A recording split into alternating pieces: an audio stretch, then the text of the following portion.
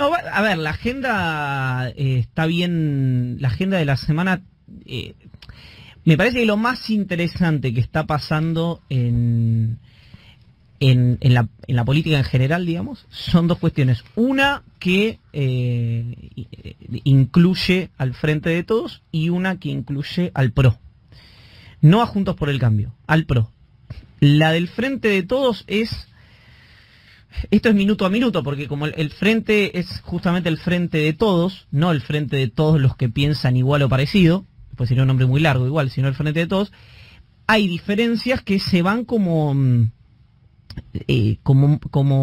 readaptando, adaptando semana tras semana. Entonces por ahí, vínculos que hasta hace 10 días, vínculos políticos me refiero, no personales, estaban menos aceitados, hoy están más aceitados y viceversa. Me enteré en la semana, sí, algo que yo no sabía, por eso me lo enteré en la semana, es casi una tautología, que después de la apertura de sesiones del presidente de Alberto Fernández el 1 de marzo, se cruzó, o en realidad se cruzó, estuvieron reunidos en el despacho de Cristina Fernández de Kirchner, o en el despacho, no sé en qué despacho es lo que tengo que chequear, pero Cristina Kirchner y Sergio Massa durante 6 horas. ¡Apa! 6 horas es mucho. 6 horas, es mucho. Por eso me pareció relevante el dato. Si hubieran estado 45 minutos, 1 hora, bueno, son presidente de ambas cámaras, 6 horas. Fueron siempre pasando diferentes figuras de la coalición, pero quienes estuvieron como elenco permanente fueron ellos durante 6 horas. En una semana muy particular donde en realidad uno tendría que decir unos últimos 15, 20 días, un mes, donde se agudizó una tendencia que se venía construyendo a lo largo del último año.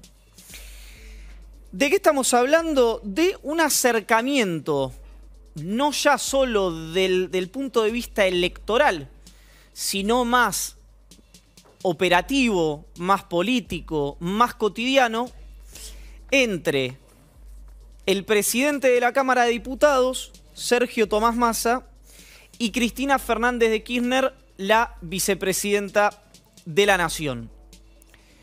Obviamente la excusa inmediata, la obvia, es la agenda parlamentaria. Sergio Massa es el presidente de un cuerpo y Cristina Kirchner del otro. Sergio Massa, titular de la Cámara Baja, Cristina Kirchner de la Cámara Alta en su rol de vicepresidenta de la Nación. Massa, en este acuerdo no escrito, del diputado más votado del partido gobernante que preside el cuerpo, así como lo hizo Emilio Monzó durante el gobierno de Mauricio Macri. Ahora, lo que fue algo que revelamos también aquí, en exclusiva, la cena en la casa de Sergio Massa y de Malena Galmarini, con ellos como anfitriones, en el que participó, naturalmente, Cristina Fernández de Kirchner, fue un episodio que al que no se le dio la suficiente entidad desde el punto de vista de la dimensión humana. Recordemos que es una relación que lleva 10 años o que llevaba 10 años de peleas, de desencuentros, de acusaciones cruzadas y varios etcéteras.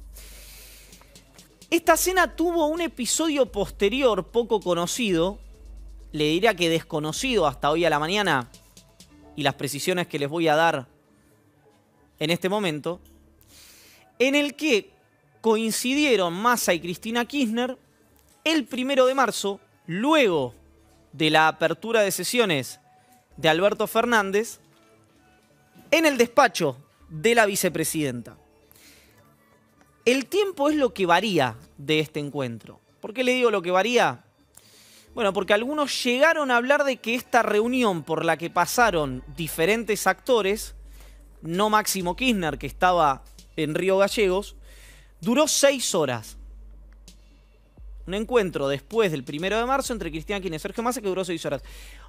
Otro de los protagonistas, de los satélites de ambos, dicen que no, que el encuentro existió, pero que de ninguna manera duró 6 horas, que con suerte duró la mitad. Irrelevante, no tanto, me dirá usted, 6 horas no es lo mismo que 3, pero irrelevante en la búsqueda que estamos haciendo de comprender esta nueva relación entre Massa y Cristina Fernández de Kirchner. Y hubo un último encuentro, uno más, que fue este jueves, también en el despacho de la vicepresidenta y también con una agenda seguramente parlamentaria y seguramente política. ¿Por qué digo lo seguramente y no doy precisiones de la agenda? Porque sí me confirmaron que hubo un brief parlamentario, pero ni desde el entorno de Cristina Kirchner, ni desde el entorno de Sergio Massa, quisieron dar demasiadas precisiones, con cierta incomodidad reconocieron los encuentros, y eligieron un hermetismo total y absoluto ante las consultas que les hicimos. ¿Por qué es importante esto? Bueno, va de suyo que es una buena noticia para el Frente de Todos.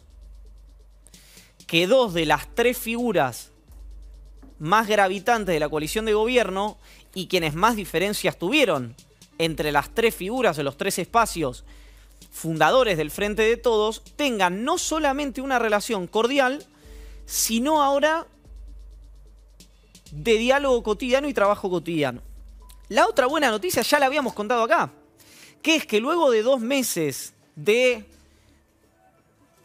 digámosle, una guerra fría, si lo quiere poner de esa manera, el presidente y la vicepresidenta retomaron ya hace 2 meses también un diálogo fluido. El primer encuentro fue un almuerzo y ahora hay una conversación permanente entre el presidente y la vicepresidenta. ¿Quién parece tener alguna diferencia respecto a esta agenda de esta tríada, si usted quiere, de Alberto Fernández, de Cristina Kirchner y de Sergio Massa? Parece ser, si uno mira de manera muy fina los últimos movimientos parlamentarios, Máximo Kirchner. ¿Por qué le digo esto? Bueno, primero mantuvo, ¿no?, una ausencia, si usted quiere, está bien, en un momento donde no había sesiones, donde había una situación menos densa desde el punto de vista de la agenda, en el sur. Y hace poco, sorprendentemente, frenó la prórroga de la ley de biocombustibles. Usted me dirá, ¿qué importa? Bueno, importa por lo siguiente. Porque en diciembre pasado se había aprobado 44-0 en el Senado de la Nación por iniciativa de Cristina Fernández de Kirchner. ¿Por qué Máximo frena el proyecto en la Cámara Baja? Bueno, porque según le confió a sus colaboradores, el proyecto sería, para decirlo rápidamente, no es el proyecto, es una prórroga de una ley de Néstor Kirchner. Demasiado amable, en un momento, 2004 le estoy hablando, en un momento donde se necesitaban exenciones, muchísimas cuestiones, que es lo que tiene la ley de biocombustibles, que sería demasiado amable con las grandes aceiteras. Entonces, lo que quiere el jefe de la bancada oficialista son modificaciones que le quiten de alguna manera estas prerrogativas a las aceiteras y se las trasladen a las pequeñas y medianas empresas. Esto es interesante porque detrás de el apoyo a la prórroga de la ley de biocombustible que aprobó Cristina Kirchner en el Senado, están, por ejemplo, el gringo Schiaretti y Mario Negri. Es decir, hay Moncloa en Córdoba detrás de las demandas, podría pensar uno, o del sector en su conjunto, o de las aceiteras particularmente. Una muy conocida que es Aceitera General Dehesa. Ahora, tanto el diputado Kirchner como el ministro del Interior, Guado de Pedro, tuvieron una agenda esta semana que va a tener su repercusión final el día de hoy mientras nosotros estemos al aire. ¿De qué estamos hablando? De la interna de la Unión Cívica Radical en la provincia de Buenos Aires. A ver, hasta hace semanas, en Córdoba y en la provincia de Buenos Aires mandaba el ala, si usted quiere, para decirlo rápidamente, si es que tal cosa existe, no siglista de la Unión Cívica Radical. Después de un resultado que Negri había dicho, había anticipado cuando bajó una de las listas, no importa, es una cuestión muy interna del partido Centenario, había bajado una de las listas, se había proclamado ganador por 16.000 votos. La elección en Córdoba terminó con 1.000 votos de diferencia. El escrutinio provisorio terminó ayer. Es decir, es un resultado, por más que no haya sido un triunfo, muy interesante para el esquema de Martín Lustó a nivel nacional y de Enrique Nosiglia. De 0 a casi el 50%. En provincia de Buenos Aires, una situación similar, lo tenemos que poner entre signos de pregunta porque se está votando en este momento. Se están contando los votos en este momento. De algo que era un acuerdo total entre la Unión Cívica Radical más cercana a Juntos por el Cambio, más cercana a PRO dentro de Juntos por el Cambio, a este desafío de los retadores, por llamarlos de alguna manera, como fueron de Loredo en Córdoba y es Gustavo Pose en la provincia de Buenos Aires. ¿Por qué digo que Máximo Kirchner y Guado de Pedro tuvieron algo que ver en esto? Bueno, porque a través de algunos intendentes del peronismo hubo algunos apoyos a la lista de Gustavo Pose que patrocina políticamente el Coti Nosiglia. Es interesante por dos motivos. El primero, esto es recontrasabido, que espacios de diferentes vertientes político-ideológicas colaboran en las internas de otros partidos. Pero además, lo más importante de todos es el motivo que impulsó a dos de las figuras más importantes de la coalición de acompañar a través de algunos intendentes la lista de Gustavo Pose. ¿Cuál es? Bueno, que ven un peligro en la oposición producto de una situación que vivió Horacio Rodríguez Larreta en los últimos 15 días, que no haya interlocutores para generar agendas de consenso. Es por eso que hoy nos enteramos a través de nuestra colega Rosario Ayerdi en Perfil, que Máximo Kirchner tiene una iniciativa que es proponer un acuerdo de todas las fuerzas políticas para homologar el acuerdo con el Fondo Monetario Internacional. Por una cuestión bastante lógica, si usted lo mira desde el punto de vista cronológico. Alberto Fernández puede reelegir y después podría llegar a ganar otra opción del peronismo, pero perfectamente podría el peronismo perder las elecciones de 2023.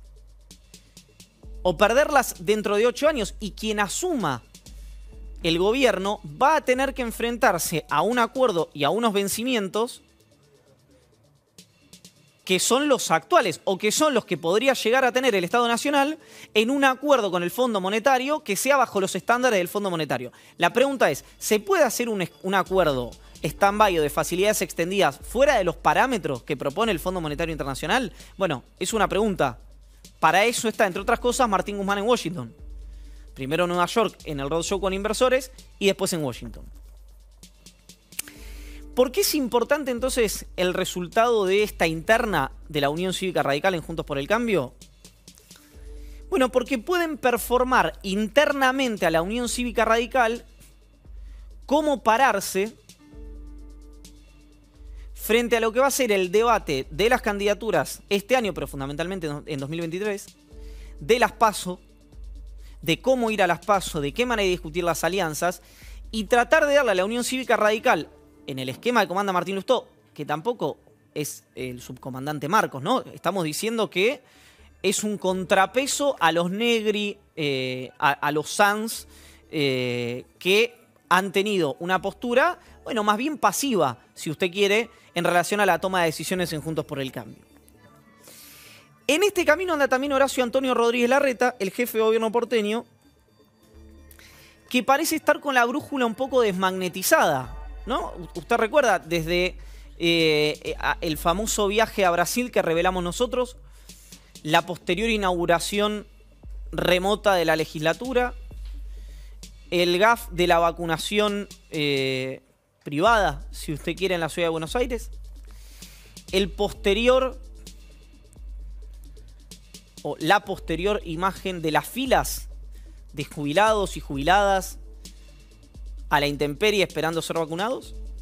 Y el último episodio, el cierre del Hospital Español, que fue muy criticado por la titular de PAMI, Luana Volnovich. ¿Por qué es interesante este tema? Porque dentro de la jefatura de gobierno porteño dicen que el cierre de ese hospital no tuvo que ver con una decisión de Horacio Rodríguez Larreta, sino que respondió a una decisión administrativa de una línea interna que es quien le está moviendo el piso de una manera muy efectiva, hay que acotar, al jefe de gobierno porteño.